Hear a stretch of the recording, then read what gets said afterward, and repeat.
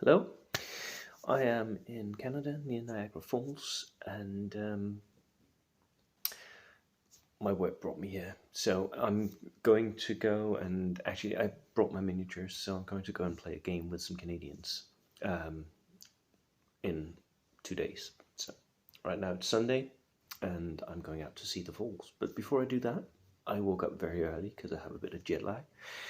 Um, I've been listening to some of the podcasts coming out after the WTC, and I thought I'd chime in with my own assessment of how the WTC went. A lot of the podcasters had a bit of salt after the WTC. There were things that, in their opinion, didn't work out, and I'm going to go into a lot of those things as well. But I want to. This is actually a response to somebody on Facebook that wrote down, "This is why I will never go to a competitive event." I think that is an unfair assessment. So this is my rebuttal to that, sort of. It's going to be try to be a fair and polite and objective as much as possible, since it's still my opinions, right? Review of what happened at the WTC. And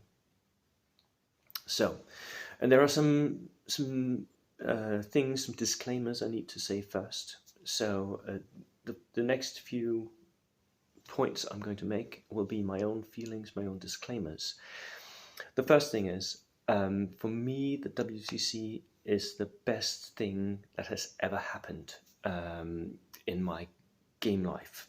It is the reason I play Bold Action, actually. Some of you may know, I started out playing Bold Action because I wanted to be the world champion. In order to be the world champion, you have to have world championships. So, which sounds weird to some people if they're historical players or whatnot. I don't care. That's why I played. I think Bold Action should be big enough and broad enough to incorporate both competitive, casual, rivet counters. People enjoy it for all kinds of different reasons. I know people who only paint the miniatures.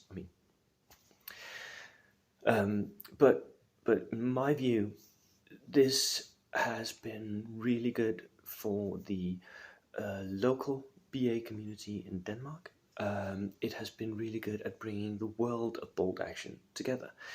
I've gotten to know a lot of people whom I had only briefly interacted with online. I now know them in person. I speak to them regularly, and that is amazing. That is really amazing. I've made friends across countries, across borders, all across Europe, all across the world, basically. So that is amazing, and the WT is the reason that has happened. It is. The event itself is a competitive event, but I would also say that it is a competitive but friendly event. There's a lot of accusations about people being whackers, win at all costers. There's even been some suggestions that there might have been cheating going on. I think a lot of that comes down to English being the lingua franca used at the event. So English is supposed to be the language used, but not all players speak English well enough.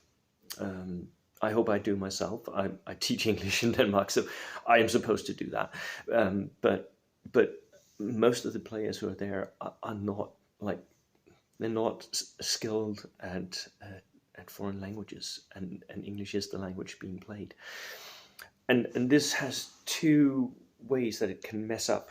It can mess up the communication at the table, and it can mess up how rules are read and interpreted in different countries, because the rules are published in English. It's not that many countries that actually get them translated, and if you do get translations of rules, errors and small interpretive things might become very important, and you might get them wrong because of the shift from one language to another. So I think a lot of the salt comes down to this barrier of language and culture, different ways of playing the game in different metas. There's also somebody who's been said, well, these amateur, I'm trying to quote correctly, amateur tournaments like world championships. Amateur, okay, that's strong wording. They always are the tournaments of the disposable income tournaments. So it's only the people who have the money to go anyway. It's not the best players. I would challenge anyone saying that the players who win at the WTC come and play us and prove that we are not the best, because I have not seen anyone even close to that level. And I've been playing in different countries. I played games in Poland, I played games in Germany, I played games in Italy, I played games in the UK, in Scotland, I played games in Sweden, I played games in Canada in a moment. I've played games all over the place, and I have not seen anyone at that level. So yes, you have to be willing, you have to be able to go, you have to have the disposable income to go. But it's also largely the best players who make sure that they have that.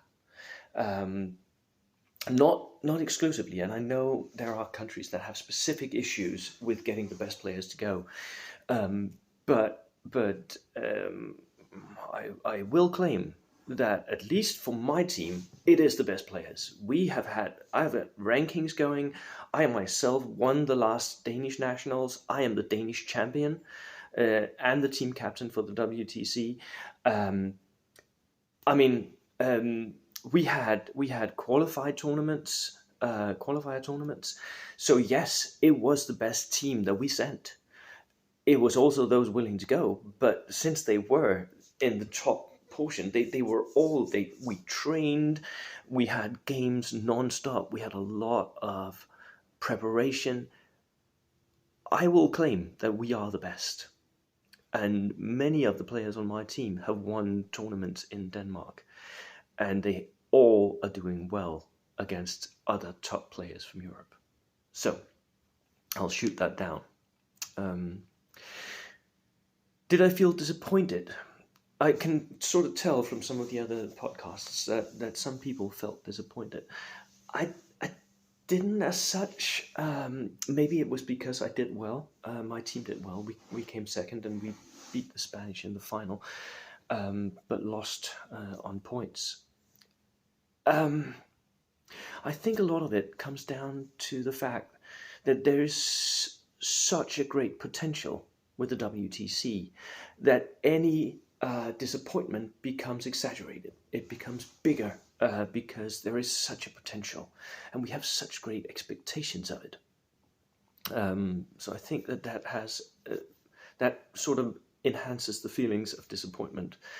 I know the things that I was disappointed about, they were definitely enhanced because and I know other of my players had that same experience. I had one player who was very disappointed in his own performance. That was enhanced because of great expectations, because he didn't perform badly at all.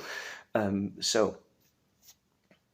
there were difficulties at the WTC. I'll go through some of them. I'll talk through some of them. But I think that many of them are being addressed, can be addressed. I don't know that they will be addressed enough for next time, but I am still hopeful. So, all that said, that was the disclaimer. 10 minutes of disclaimers. Let me go into the actual review of the different. I've made a few talking points that I want to go down. The first thing is the venue. It was a very pricey venue. It was a very pricey hotel. It was located at but it had a very good locale. It had a very good room to play in, and it could be divided into one room for the bold action players, one room for the players that were playing Lord of the Rings. So that was really good, and it was a suitable place, because I understand that we have to find a balance between how suitable the venue is and how pricey it is and where it's located. That all needs to balance out, right? Because we need to get there. And so for me, the airport in Cork was a problem for the Danish team. It was difficult to get there. We actually ended up landing in Dublin and taking a bus down. That worked, but it took a long time. And that balance needs to be struck. I do understand that. I would suggest that if we possibly can, we look at places that are very easily accessible via international airports, and that is where it becomes pricey, I know. I've already mentioned how the room was wonderful. It was big enough. It had a soft floor. It had a carpet on it, which is really nice when you're playing 6 games over a weekend. You're standing on concrete. That will hurt at the end. But it had a really nice floor. It had easy ventilation because it had big doors that could be opened. And the ceiling was also high, which was really nice. So there was a lot of air in there. A lot of space. But it was a bit loud. It wasn't really set up for a lot of people talking at the same time. So me especially, I had lost my voice. So I had a cold, and my voice had gone completely. So talking to my opponent was really difficult. I had to repeat myself a lot because there was a lot of noise going on, and I had no voice. So it was also really nice that there was a bar. So you could go out, you could get a beer between rounds, you could get a drink, and lunch was delivered to the room itself. It did take a while because, of course, a lot of people, they were all hungry. I got out late for the lunch on the first day, so I didn't actually get any. I had to wait for like half an hour, then the lunch came, so it was okay, but it was really nice to have a bar at the venue. It was an extra little bonus that I really felt pleased about. I also felt pleased that where we were was easily accessible by bus. We had actually, because we had to cut costs, that simple as that, in order to get the best players to go maybe, we had to cut price down. So we had found an Airbnb inside Cork, which was way cheaper than getting hotel rooms. And it took a 10-minute bus drive to get out to the venue. It was very easy. So that was really nice. And Cork itself was a wonderful town. It had nice restaurants. It had nice pubs. It had, 10, 11 o'clock, all the junkies and weirdos came out. But before that, it was really a nice place to be. So a lovely, lovely location. One thing I will say, and it's been mentioned in some of the podcasts as well, was that when we're setting up tables for bold action, one thing that I think should be a focus for next time is to have enough room besides the tables for the miniatures. Because, I mean, there were chairs, so you could put your minis on a chair, but then you couldn't sit on it, right? So I think we should focus on getting enough room so that the miniatures could be beside the table when you need to pull them off or whatever. There wasn't, not at all, tables enough room for that, and I actually had an accident with my miniatures in one game where I had put my miniatures on the floor. You should never do that, and I accidentally stepped on one of them, so it got squashed completely. Yeah, so luckily I had extra minis. Well, I always do that. So that was the venue itself. Really nice, but very pricey. Then I wanted to comment on the TOs and their role. A lot has been said, I think, or felt at least, by many captains about the FAQs and they were late. One thing I experienced, I did myself. I organized. I was part of the organizing team for the Danish Nationals, and one thing that we did was we made a living FAQ. We had one person in charge of it, me, who just answered all the questions as soon as they came. I looked up in the rules, and then I just decided something. If I was in doubt, I decided something and posted it immediately. I had a living FAQ. Everyone was aware of it. That really worked out well, because it immediately became canon, if I can use that word. Immediately, as soon as I put it in the FAQ, it became canon. And the trickier questions, I had rules lawyers. I have some very good rule readers on my WTC team, and I just posted to them, what do you think of this thing? So it would have been nice if the facts were done like sort of that, where at least it needs to be earlier. We got the final fact on the day at the captain's meeting, and that is a bit late in my eyes. If we had gotten it earlier, we could have printed it ourselves. As it were, each captain got one fact, and that was fine. For my team, it wasn't a problem. I had already like posted all the answers from the TOs, so everyone knew. But I know that there were other people who would have wanted to have a physical copy for their team. The actual rulings in the FAQ, I think that they need to be looked over by competitive players. Maybe you should get a small group of rules lawyers, and it could easily be a group of the captains if like the rest of the captains would support that group, or we could make a vote and say, okay, we think this guy and this guy and this guy, they know the rules, they answer all the questions, because some of the TOs are more TOing than their actual players, which means that some of the questions, they were so intricate and so difficult and that's of course because how the rules are written by World Games, right? That there are questions that need to be answered. There are rules as intended versus rules as written questions that are difficult, and we need competitive players to decide on what it is that the ruling should be.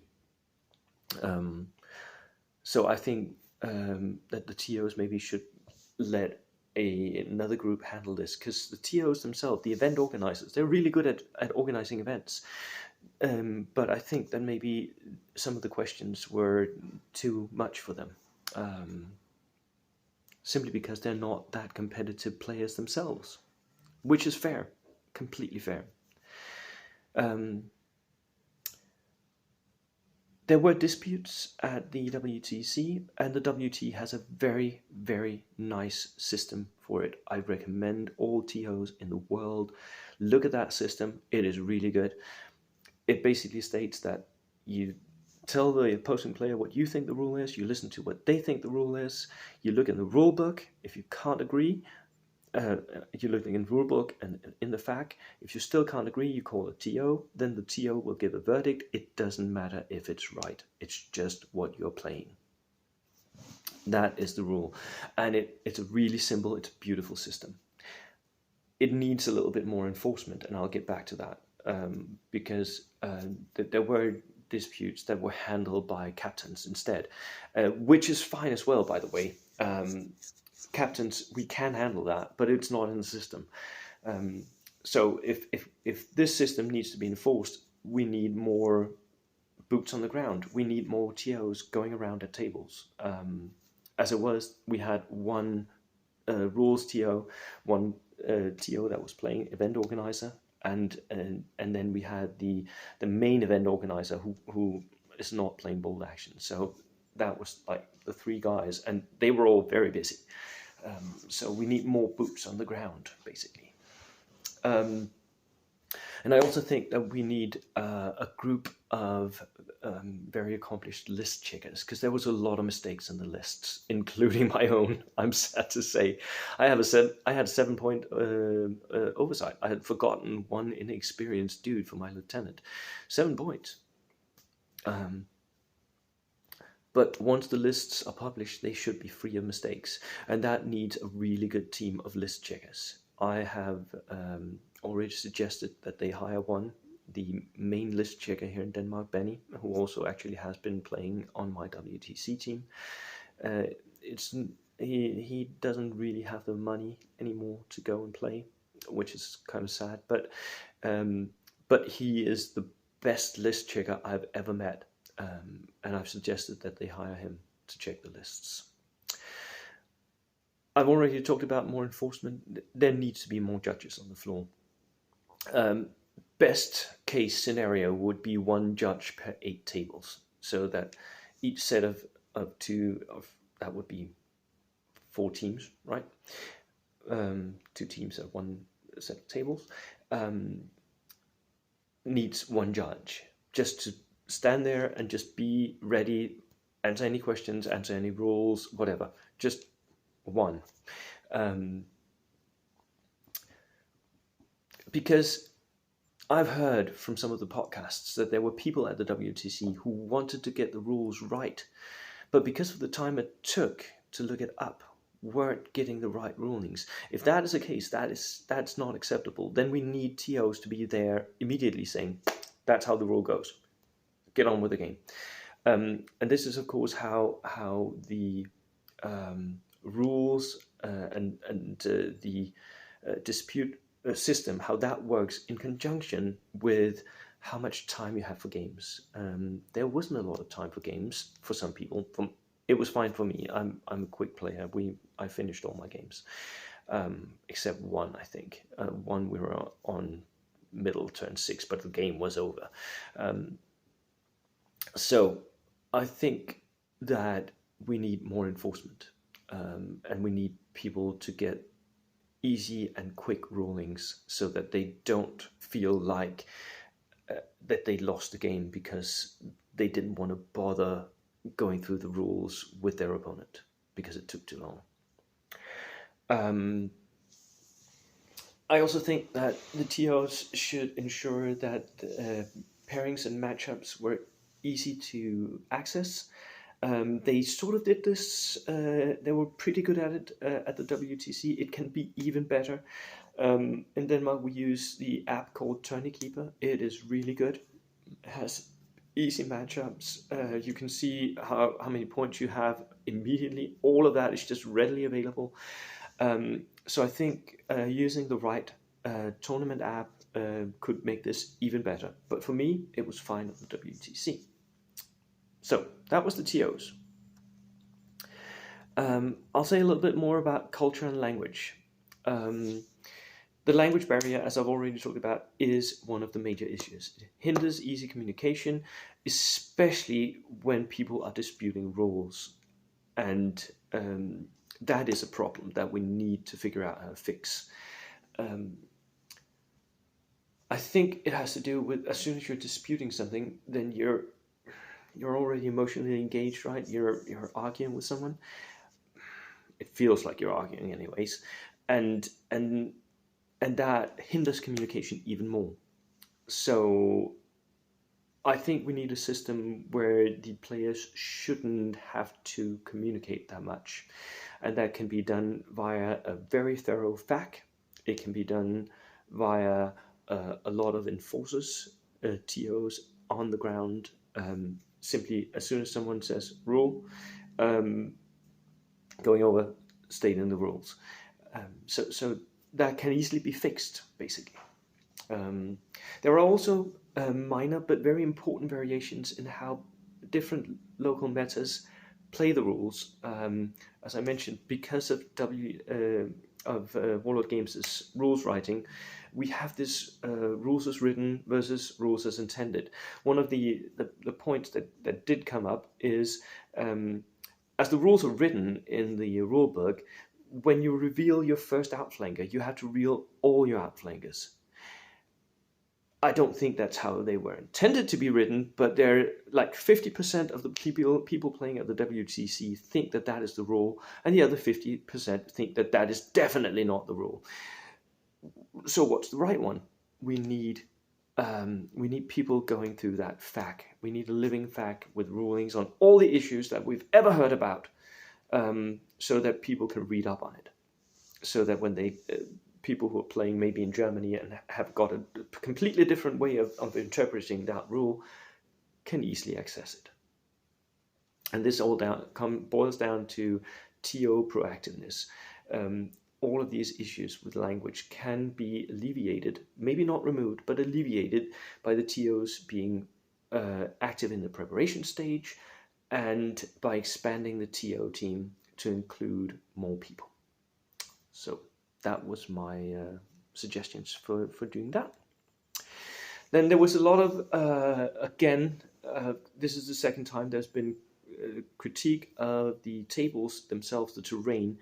And yes, they were not the best tables. They were definitely not the best tables.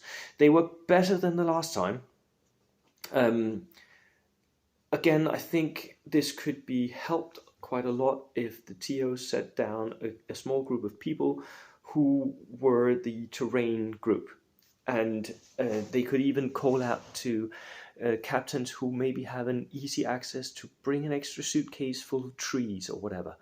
One of the things that was really lacking on the tables were line of sight blocking terrain. There was a lack of linear obstacles. That really depends on how the local meta is for terrain, doesn't it? Compared to how we play in Denmark, we have a lot more linear obstacles, we have a lot more fields, and we have a lot more woods on our tables. So, and the woods are very important because they block line of sight, right? So, and I think we should, buy a bunch of trees, buy a bunch of Christmas trees and just plop them down on the table. The terrain was pretty. It was all of it 3D printed. It doesn't need to be. Just buy some cheap shit and put it down on the table. We'll definitely, I'm sure the captains will help supply. They might even help make the terrain if you want. I also think that the placement of the terrain need to be done by someone who plays a lot of games. As it was very, it followed the lines of the table. It shouldn't really do that. If a good table should be maybe skewed a bit, it should be diagonal instead of just following the lines of the table. And this is something to do with lines of sight and how that work out on the table. So the placement needs to be on an angle, basically. All this could be handled by the terrain group, or it can even be handled, as I said, by the captains. We can set up the tables on the night before. I'm very willing to do that. One thing that I am a bit sore about, and that is access to the tables before the event. I like the idea of people meeting up, playing a game on Friday, the day before the event. But if they're playing on the tables that we're actually going to play on at the event, they have an advantage. It's not a big one, but it can be a big one because they have measured up. How far is that? How far is that? When they're shooting, right? If you're good, you can measure up. And that is sort of pre-measurement. And we shouldn't allow that. I don't think anyone did this deliberately. I don't think anyone cheated deliberately. Definitely not. But I think that we should set up a separate table. Or we should set up a table, play on it, and then move the terrain around for the event. So that no one actually knows every, that's 12 inches down to that house, right? So that was the terrain. I think for me that was the biggest issue I had. Also because the terrain, as it turned out, because it was so open, it had a lot of issues for some of the army lists that we brought, where we are maybe used to playing on terrain that's more cluttered, tables that are more cluttered. Going into a tournament like this, I think I would have brought a gunline army next time because I had a lot of vision. Everything was open. Then I have something about hype and media presence. I think there needs to be a press officer. for this event.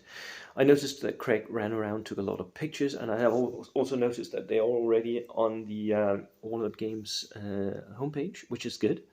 But I think we should do streaming. We've done that in Denmark. It's really good. And I think the photos from the event should be out on all social medias within like hours, days maximum. I think we should be out there as much as possible.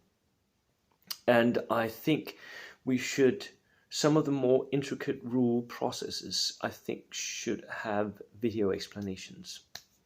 This is where I offer my own help. We had issues every single time with the matchup system. And that was because most people didn't actually understand it. I had gotten it. Patting my own back here. I actually knew how it worked. And I had to call Dave over 2 times to explain to other captains how the matchup system worked. And that is just, it shouldn't happen. Like, can I do a video? Could you make put up one of my videos? If I do the video, I'll explain the whole system of the matchups. I'll visually explain it. Could you put that on the WTC homepage, please? That would help a lot of people, I think. So, and the final thing I think for the hype is that we need to constantly be reaching out to the nations who are not represented yet. Come on, come and join us. France didn't join us this time. The Netherlands didn't join us this time.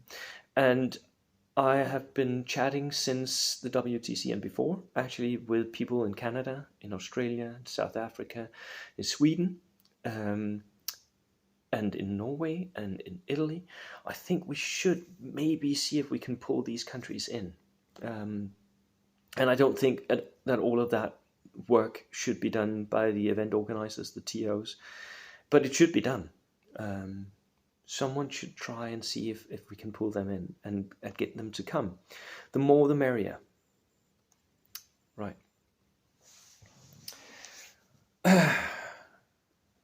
Now I come to a bit about the matchup system. The rules. The matchup system is actually okay, but it's difficult to understand. So simplify or explain well. There was the rule for the event was that you couldn't have non-players there. I think that non-playing captains should be allowed, but whatever it is should be enforced. Whether people are not playing a game can stand and watch the game or not, that should be enforced, and it wasn't, not completely, and that is again because of simple lack of TOs, lack of enforcement. The dud lists, we delivered 5 lists, and then 4 of them were real and 1 was a dud. I think that system is okay. It's a good idea. It gives you the opportunity of maybe changing around which list you think is best, depending on what the other people are bringing, maybe. I also think that people should sit down, somebody should sit down, and think very hard about conceding a game. What happens when one player does not want to play on because they've already lost? So how does this work out into the rules?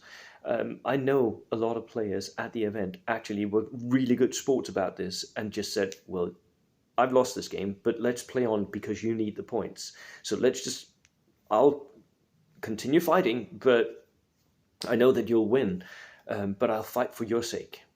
That's being a really good sport, but I think maybe we could have a system where people can say, well, I've lost, that's it, good game. And then there should be some sort of conceding system, maybe, if we can make it. I haven't got the idea for how to do that. I really like that the captains can sort of rule the terrain and just say, this is this is that. And that system works really well, because the captains are then the enforcers of the rules for the terrain itself. That really works. There was also a rule that you couldn't linger in the room, that you had to pick up your stuff and go once your game had finished. That wasn't, again, enforced completely. It needs to be enforced. If you have that rule, it's a fair rule, but it doesn't need to be there, but it's a fair rule. But if it is there, and if we need that rule, then it needs to be enforced. Pairings, again, needs to be shown very publicly, preferably on a wide screen somewhere where you can easily see it, or on social media via an app or whatever. And we also need to talk about the match, how some nations ended up playing the same nation twice, and that should not happen. It was okay for us because we were, with the Spanish, the best two teams. We were clearly in the lead, us and the Spanish, and so we had to fight them. It was okay, but it would be better if it hadn't happened, I think. So we need to avoid rematches. We need a system that avoids that, basically. Scorings, I think they need to be explained as well, and I think they need an element of team win, because as it was how well did the individual players on your team do. All of that combined, that was your team score. So us winning, for instance, the finals against the Spanish had no effect. Because we didn't actually catch up to them in their team score for the whole tournament, which is fine, but I didn't actually know that in advance. I thought that there was some sort of, semi-final, finals system, like maybe you have in soccer, but it wasn't. So it just needs to be explained, and it needs to be very publicly aware. Everyone needs to be very aware. Maybe I didn't read enough on that. Could be my own fault. List restrictions. This event was in armies of only. I think it's fine, but I think it could really open up the meta if it was all generic reinforced platoon units allowed. That would open up to some very different army lists, which could be very, very nice, so that you didn't see that many Dhaka stewards. And then we need to talk about reserves. Apparently the reserves because one team had to drop out, and the reserves for that team were unavailable. So several layers of reserves maybe failed. I think we should ask the captains to supply extra people from their countries that are willing to travel if needed. And I think we should also talk about them maybe paying some of the expenses for those extra players, the reserve